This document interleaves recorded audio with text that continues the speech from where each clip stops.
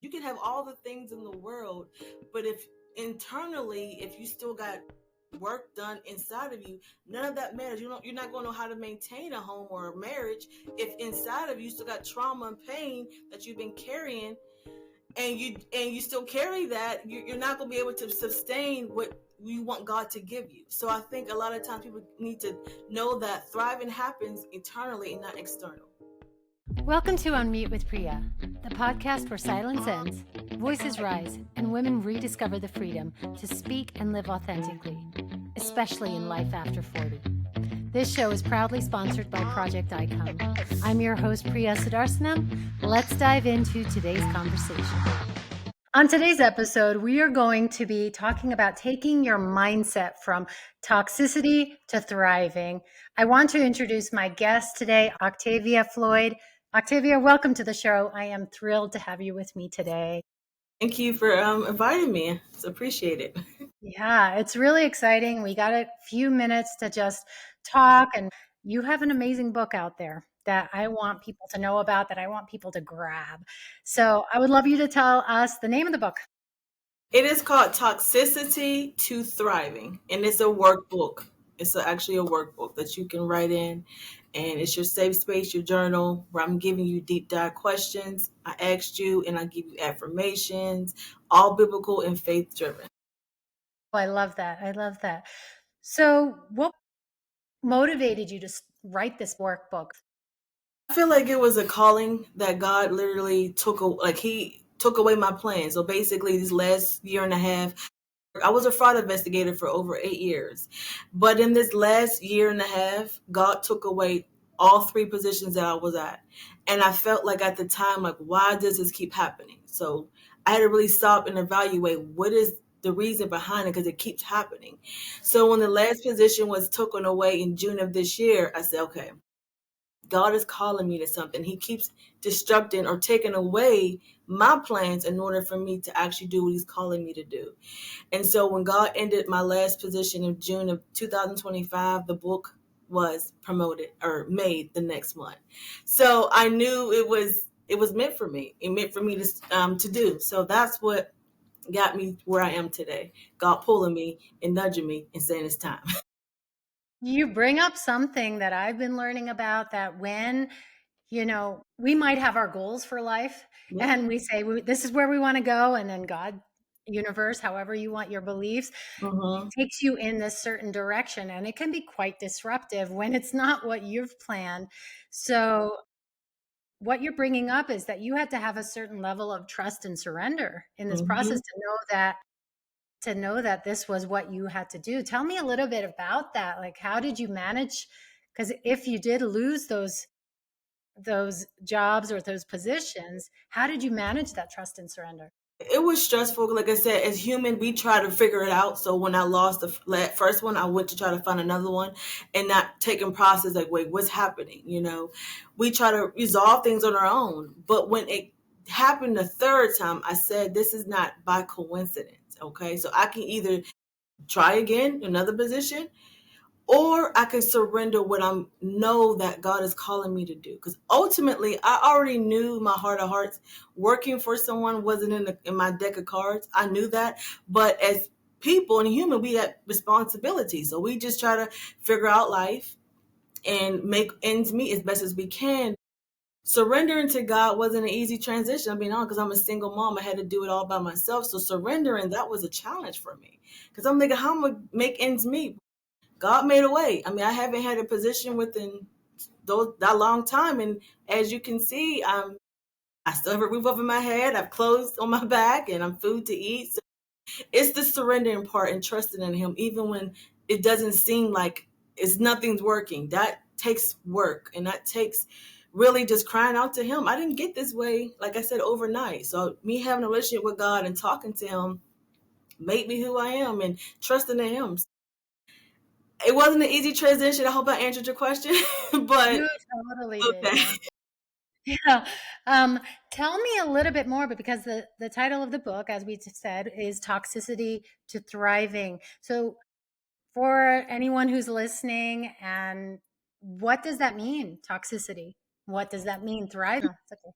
It's negative thinking. It's feeling like you keep making the same painful choices. You keep attracting toxic people. You keep responding in a toxic way, and you feel like this is you. This is who you are, and that's not who you are. It's you can break free from it. I know I don't know people's story, but my story was I was very defensive. I would compare myself to people. I would constantly talk negative about my life. Like I hate my life. My life is boring. And the more you keep speaking those words, the more that kept happening in my life. So you can break free from that.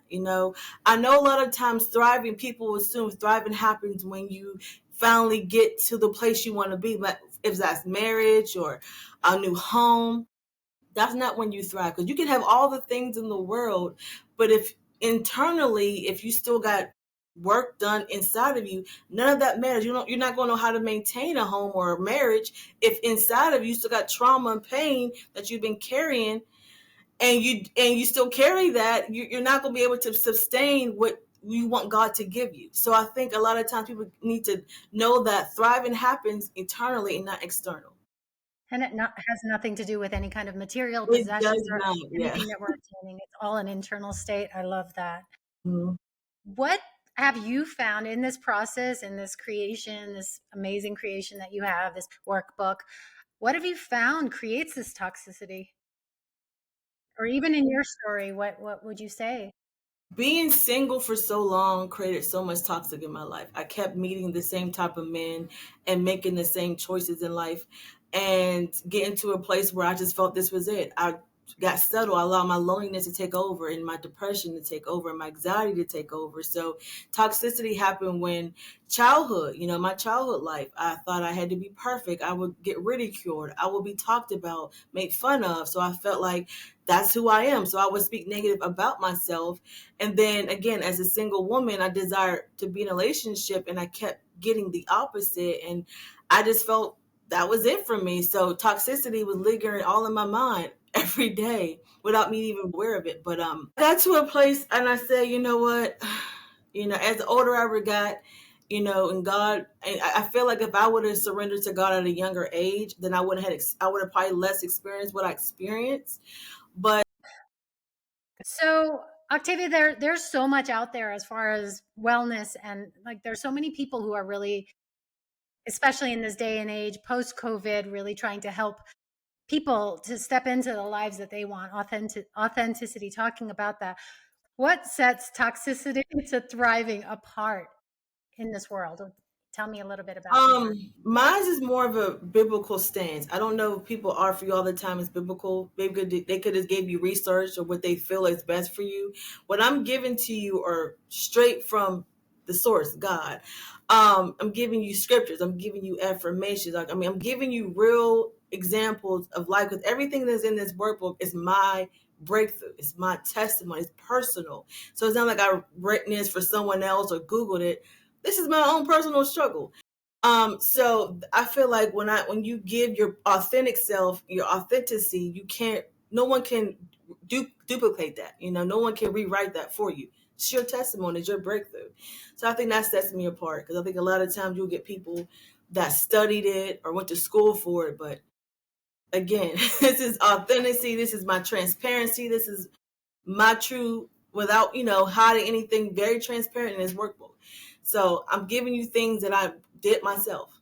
you I know love that. I love that. I love that you said that this is your testimony and that your real life proof that this you can really shift, especially with what you shared about your experience from going from toxic to thriving. So would you say now you are thriving?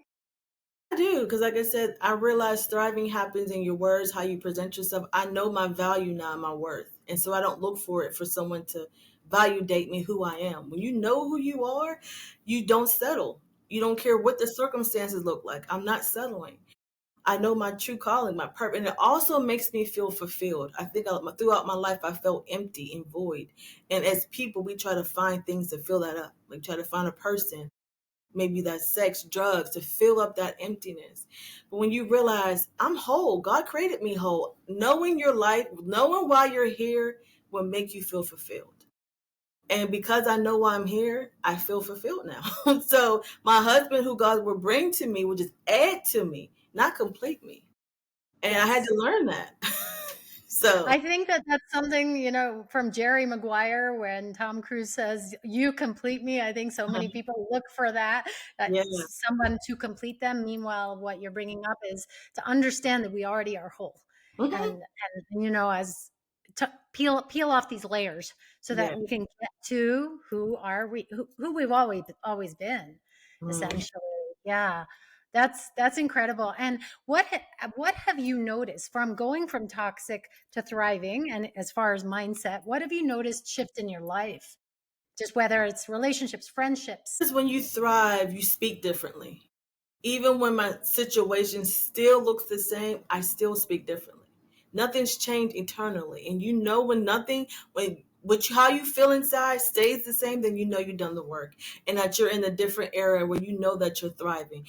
Even when situations happen like me losing a job, me not having work, I still trust God. So I say, thank God. My prayers, I thank you, God, for continuing to supply all of my needs that you said that you would. The toxicity side would have been like, you know, how am I going to do this? Like I'm not going to say there's moments I don't feel that way, but when I do feel that way, I know what to turn to. I know I can't turn to myself. I don't have, I'm still, I'm not perfect. I don't have it all together. So I've stopped trying to put on this facade that I can figure out on my own, that it's all on me. I trust and I depend on him now. So that's where the shift has happened. So I know that the thriving era is when you know how to go to your source. You don't try to worry. You try to worry less. You try to protect your peace. I'm an advocate of protecting my peace, whether I got to distance myself from friends, family, whatever it is. Yeah, I don't feel guilty anymore by saying no or not showing up. I worked on this healing and this peace, and I'm protecting it, and I'm not gonna allow nobody to pull me back where I used to do. So that's when you know I'm forgiving people who I did not want to forgive. You know you're in a season of thriving when you get to that place where you just learn how to. that is so beautiful. Thank When you you. talk, I have goosebumps because I feel like you truly embody your words. You're not just saying it. I can feel Yeah, that from you. And I think so many women, you brought up something. So many women can't say no. So many women say no and then feel the guilt and the shame and the regret afterwards, worrying so much about what other people are going to say. And and then especially you bring up something about the forgiveness. I struggled with forgiveness, but yet forgiveness is what set me free it from is. these things that kept me toxic. So Mhm. you bring up something so amazing. Um, what would you say is your superpower? I feel like you're already showing that, but what's your superpower, um, and what you share? Value. When you truly know your value, I think that makes you stand out. When a woman truly knows her value and knows she's not going to accept, or she's going to make standards and keep it there. She's not going to ever lower it. I think when you get to that place, you're not going to allow loneliness to overtake you. You don't care how lonely you get, because we all get lonely. We're human. But when you set that value and do not lower it, then I know that's the part I love about me now. So I'm okay with being in a home alone. I got my peace. I know I'm waiting for what God has for me. I'm not looking for something to add to me or fill me up. When you get to that, I'm glad I got to that place in my life, because before it was so hard. It was so hard for me to give up on wanting to find love. So it was hard. I kept going on dating apps. I kept trying to search for it. So now I'm like, no, God has me. I know it's coming. You know. Yeah, So yeah. that's my superpower, is my value. And it's like your inner state is going to attract what is the highest for you. God is going to set that for you rather than you going out there and searching. Because I think I've done the same thing. It's like, okay, go searching, and you do so much, and then you end up defeated and feeling even worse rather Yeah, than, definitely. you know, just, I think you bring up something amazing about having that peace, because when you have that feeling of peace, you feel invincible. You do. You really Yeah. do. Yeah. So what is some feedback that you've received from people who have gotten your workbook? For the people who did buy it, I did. One lady said that her third page of the book, she already start feeling a breakthrough.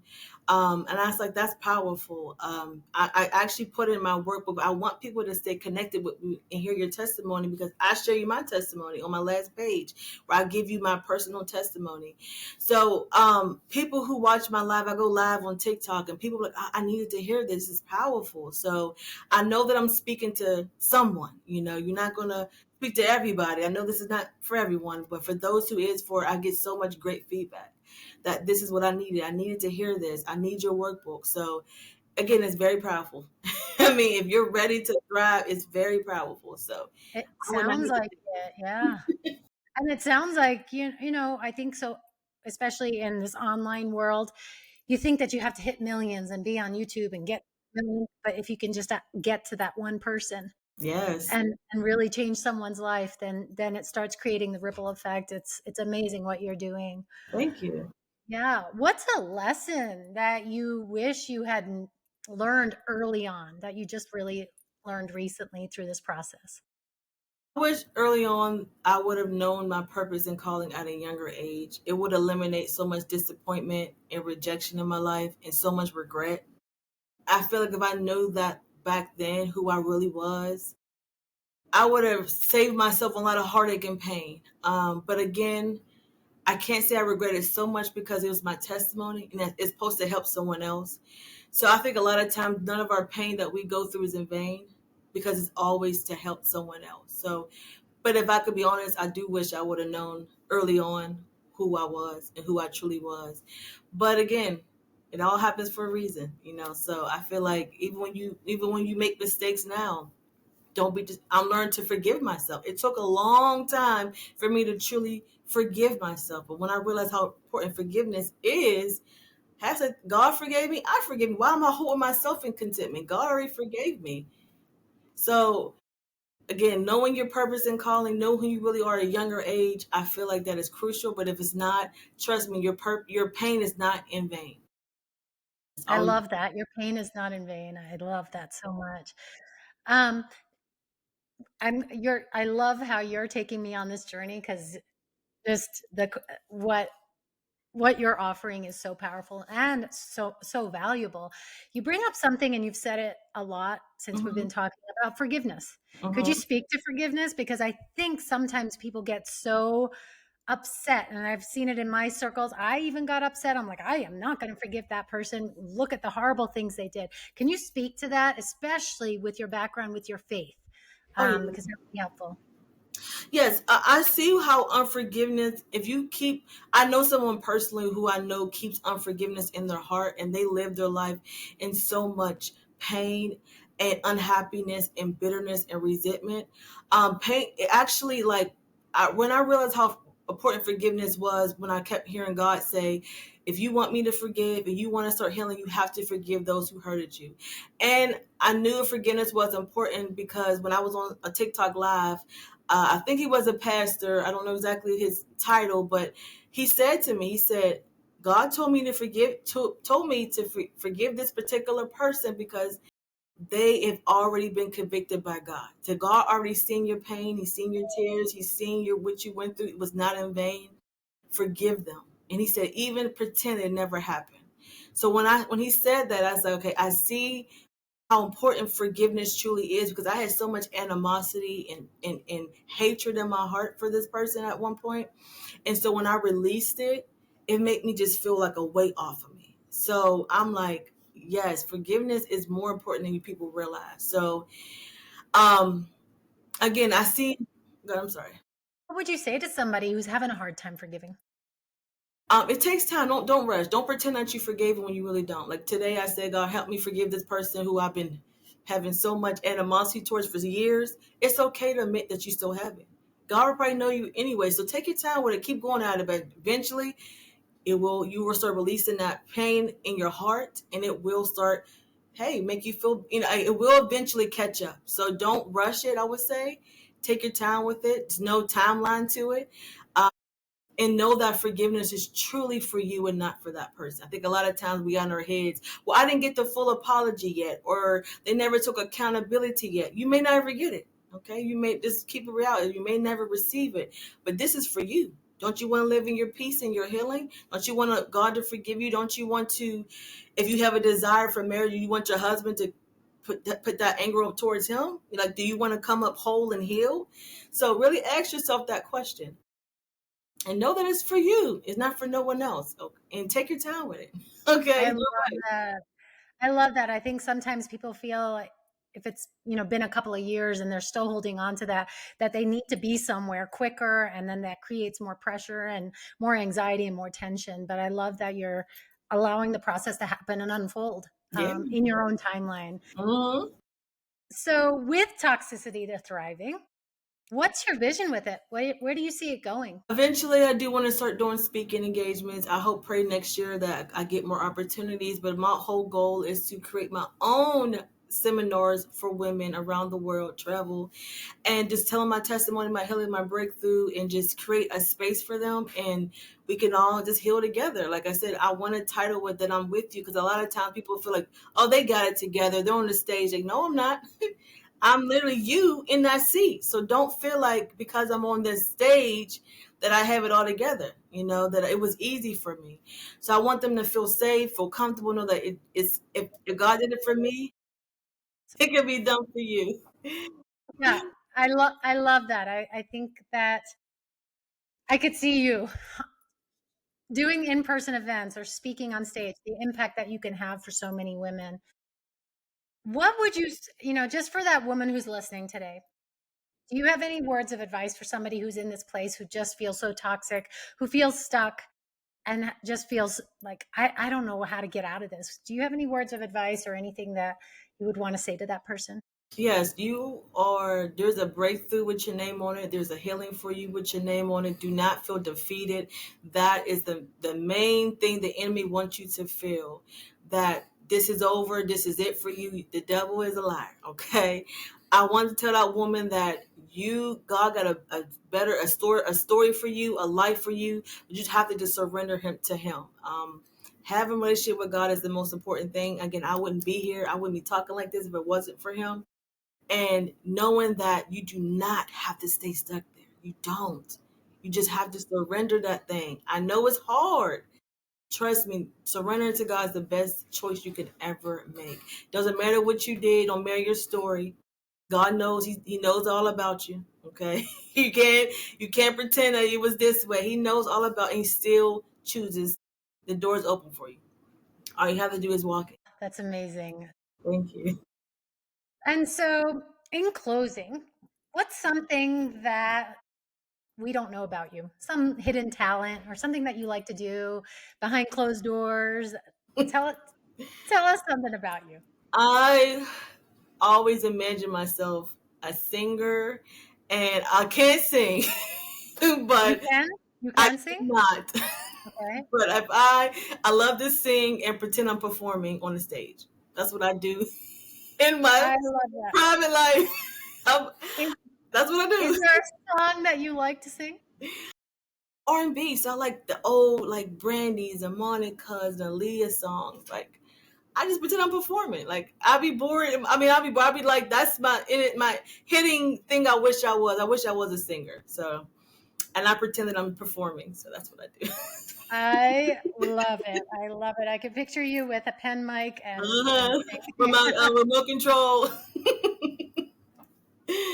But no. You're welcome to sing on this episode if Oh you'd like. no.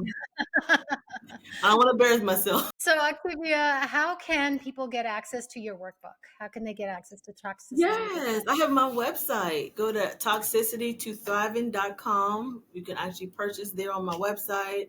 It is available like on TikTok Shop and Amazon and Barnes and Nobles as well, but I promote it more on my website.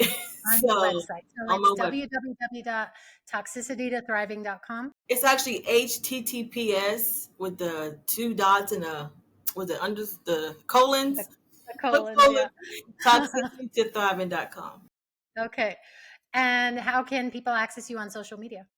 Yes, I'm on Instagram. My Instagram name is purpose underscore into underscore action. Purpose into action.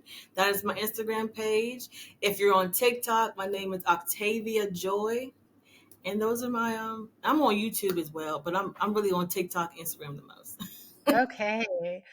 Well, thank you, Octavia, and thank you for sharing all your wisdom today. And your links will be in the show notes. And yeah, thank you for joining me Thank you today. This so has been much. incredible. Thank you for your inspiration. I appreciate your invite. I really do. Thank you so much. And this show was brought to you by Project Icon, and the link will be in the show notes. Thanks, Octavia. Thank you.